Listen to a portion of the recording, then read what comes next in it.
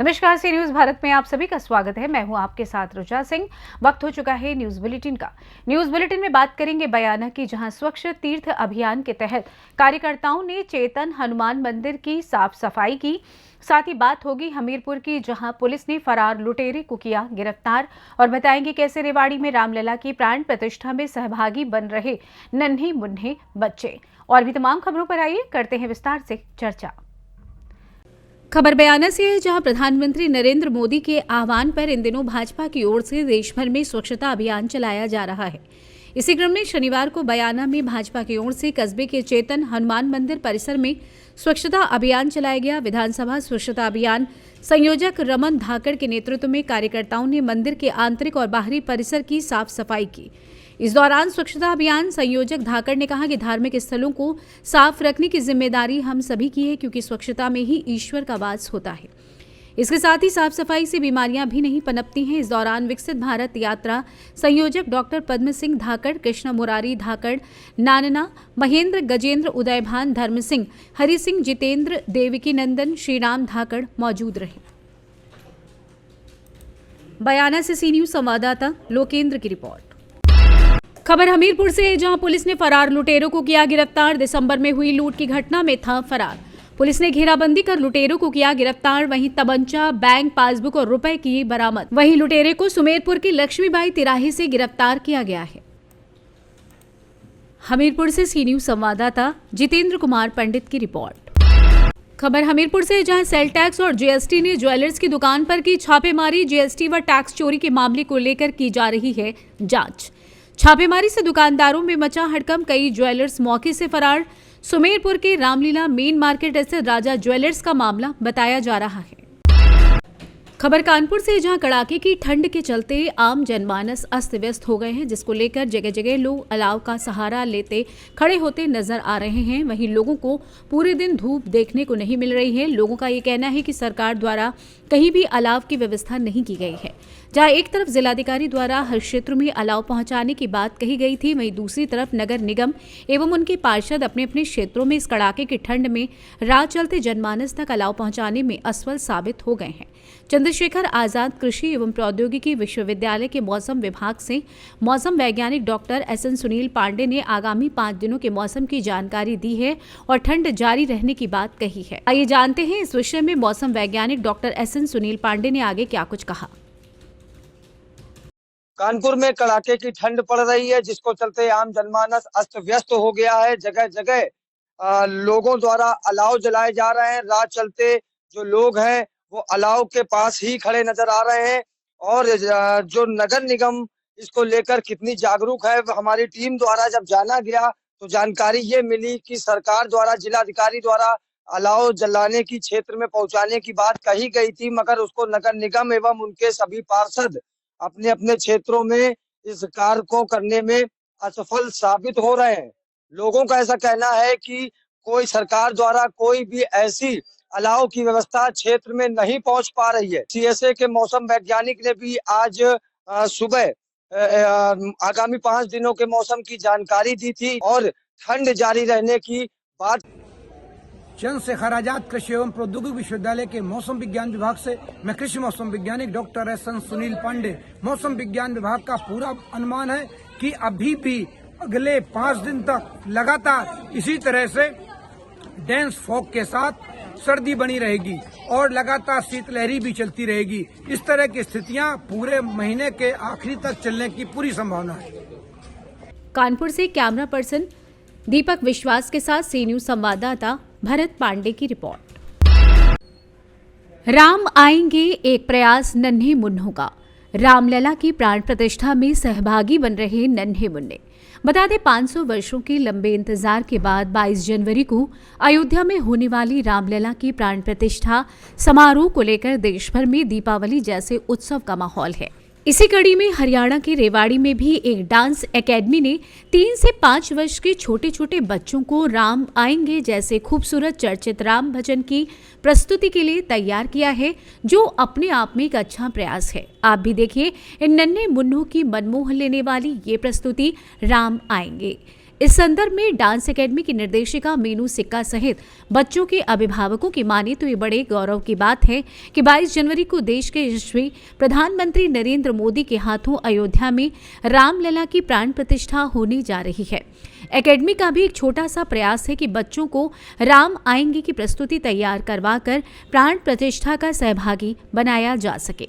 उन्होंने कहा कि आज शिक्षा के साथ साथ बच्चों को अच्छे आचरण और भगवान श्री राम के आदर्शों का अनुसरण करने के लिए प्रेरित किया जाए और इस प्रस्तुति का भी यही उद्देश्य है कि बच्चों में राम के आदर्शों पर चलने की भावना पैदा हो और फिर से देश दुनिया में राम राज स्थापित हो सके।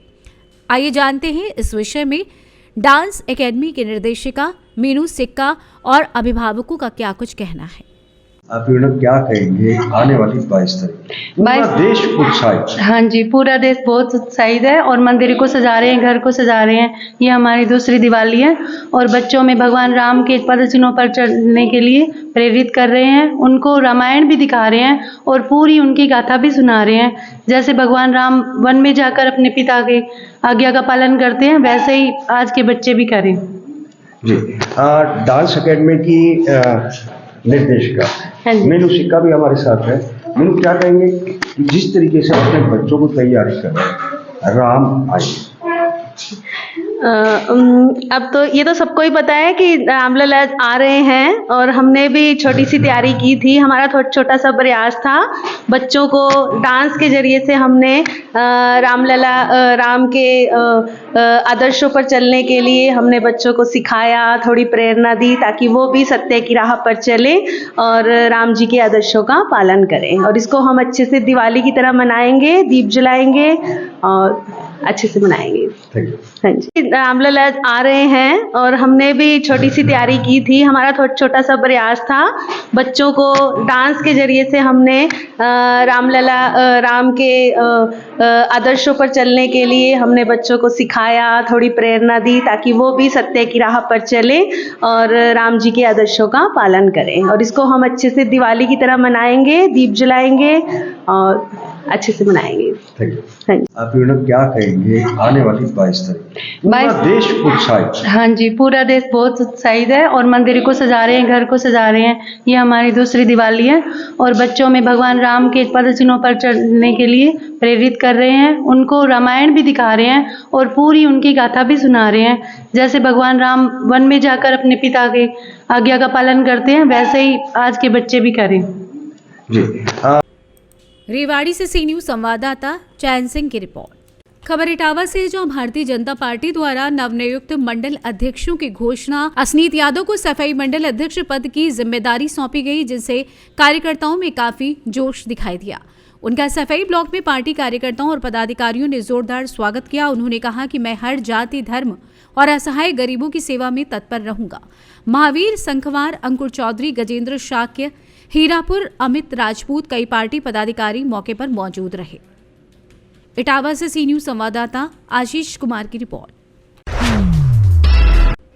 खबर कैमूर से, जहां 22 जनवरी को अयोध्या में होने वाली रामलला के प्राण प्रतिष्ठान एवं मंदिर के निर्माण की खुशी में कैमूर जिला एवं भभुआ शहरवासी शांतिपूर्वक होकर खुशी मनाए, जिसको लेकर जिला प्रशासन ने भभुआ सदर थाने में शांति समिति की बैठक की, जहां शहर के सभी समुदाय एवं शांति समिति के लोग उपस्थित होकर बैठक में भाग लिए। जहां जिला प्रशासन के द्वारा उपद्रव करने वाले असामाजिक लोगों पर कार्रवाई करने की बात कही गई है।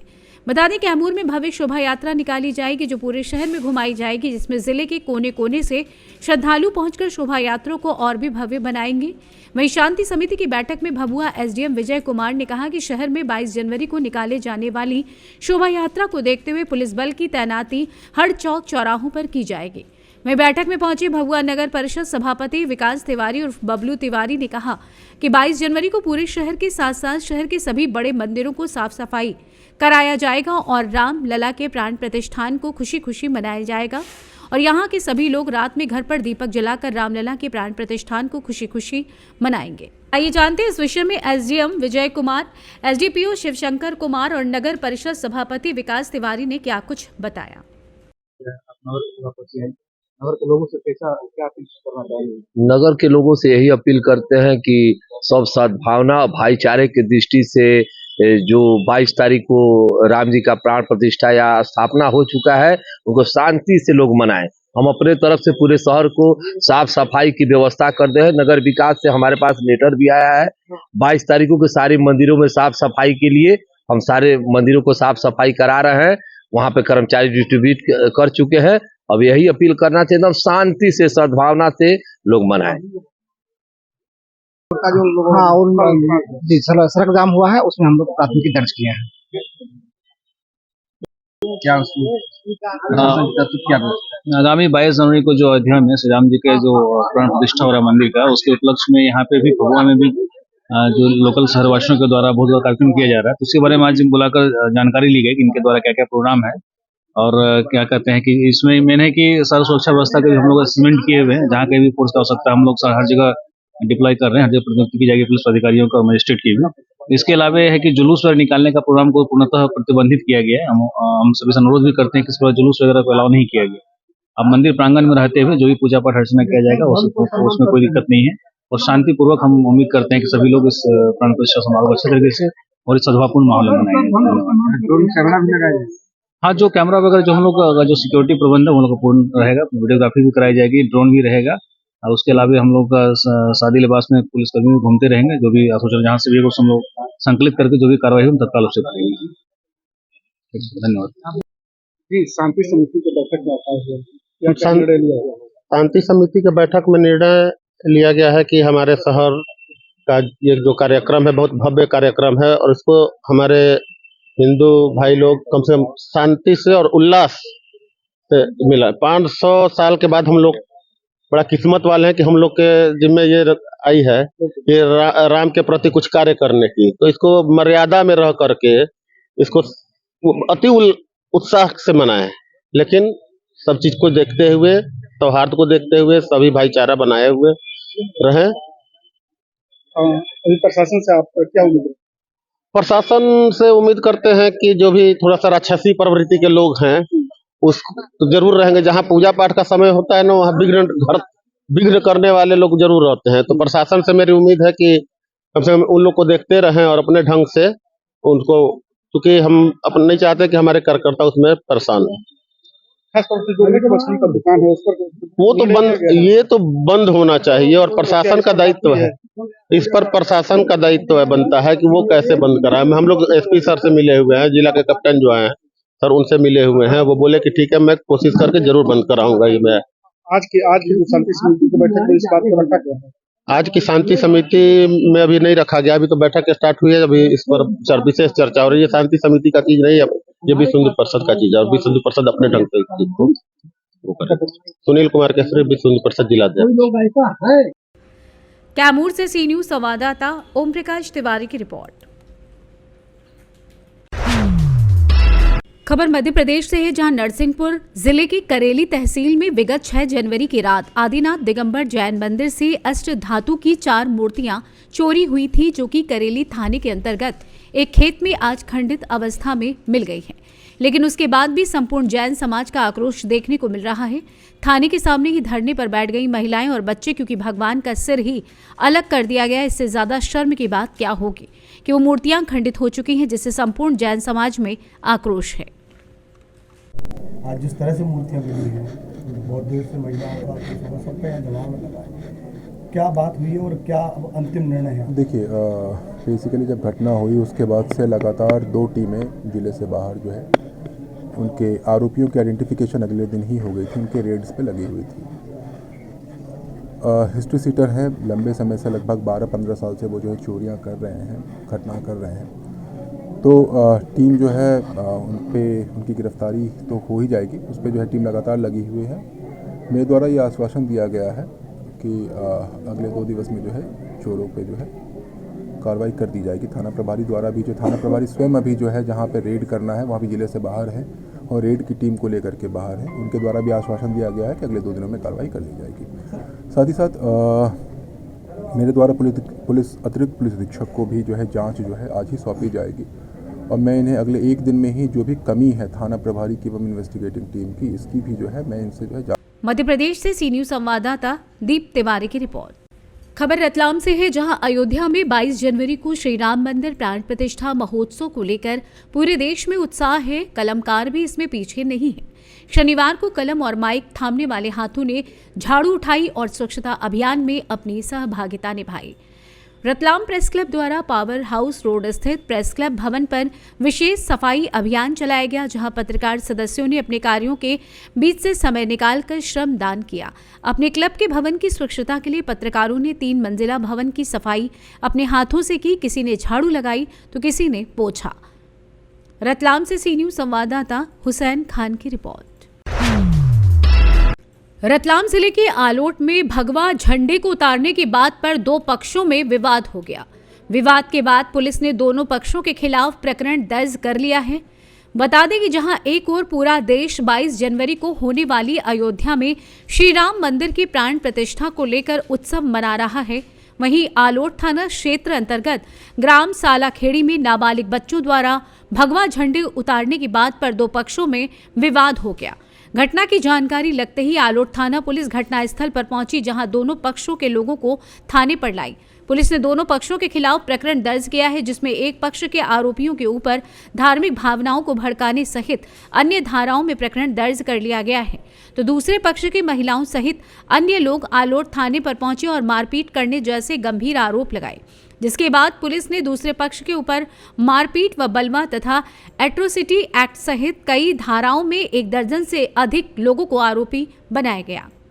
आइए जानते हैं इस विषय में एसडीओपी आलोट चाबेरा अंसारी का क्या कुछ कहना है। जी, ये देखिए, ये घटना कल शाम की है, जिसकी सूचना आज हमको सुबह मिली थी। पूछताछ पर ये पता चला कि आज शाम को सालाखेड़े में कुछ बच्चे, छोटे नाबालिग बच्चे स्कूल से लौटने पर वहाँ पर कुछ झंडे लगे हुए थे, जिनको वो शायद नीचे निकल गए थे, तो उनको उठा करके वो खेलने लगे थे। खेलने के दौरान झंडे में कुछ टूट-फूट या कट-फट गए थे वो झंडे। फिर उन्होंने वो खेलने के बाद वो झंडे वहीं पर रख दिए थे। फिर आज सुबह हमें सूचना मिली कि इसमें फरियादी कुशाल सिंह, इन्होंने ये बताया कि सालाखेड़ी में वहाँ पर कुछ लोग इस तरह के झंडों को जलाया जा रहा है, जिससे पुलिस वहाँ पर मौके पर पहुंची और फरियादी को थाने पर लेकर के आए। उनके कहने अनुसार यहाँ पर एफआईआर भी की गई है। उसके पश्चात कुछ अन्य दल के लोग आए और सालाखेड़ी में ये कुछ व्यक्तियों के साथ वहाँ पर उन्होंने मारपीट करना शुरू कर दी। पुलिस मौके पर थी, बीच बचाव किया और फिर पुलिस उनको यहाँ पर लेकर के आई। दोनों पक्षों को सुना गया और दोनों पक्षों के विरुद्ध इसमें अपराध कायम किया गया है। जी, जिसमें इन फरियादी कुशाल सिंह का ये कहना था कि झंडे। रतलाम से सी न्यूज़ संवाददाता हुसैन खान की रिपोर्ट। फिलहाल न्यूज़ बुलेटिन में बस इतना ही। देश दुनिया की तमाम खबरों की जानकारी के लिए आप देखते रहें सी न्यूज़ भारत। हर खबर आपके साथ, आपके हाथ।